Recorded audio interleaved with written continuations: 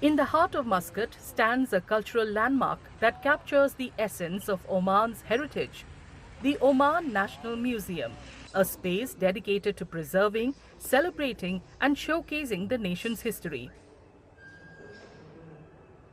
The museum houses a vast and diverse collection of over 7,000 artifacts, meticulously curated across 14 thematic galleries.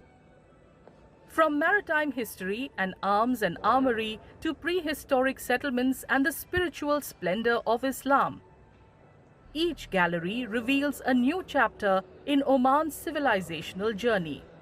The National Museum in Oman opened its doors in 2016 to the public. It contains or hosts around 7,000 artifacts, more than 7,000 artifacts.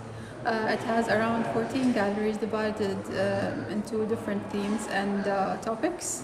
We have the Maritime History Gallery, we have the Arms and Armor Gallery, Civilization in the Making Gallery, we also have Prehistory Galleries, and also the Splendors of Islam, Oman and the World, and the Renaissance Age. At its center is the Renaissance Gallery, honoring the legacy of the late Sultan Qaboos bin Said, Oman's longest-serving ruler whose leadership is credited with guiding the country into a new era of development and global engagement. So the Renaissance Age Gallery is more of a tribute to late Sultan Qaboos,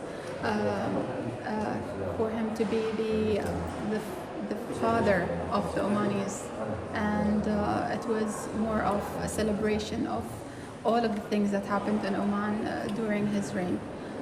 Sultan Qaboos had a lot of interests, and he also collected a lot of artifacts, as well as the gifts that were gifted to him from presidents and kings from all around the world.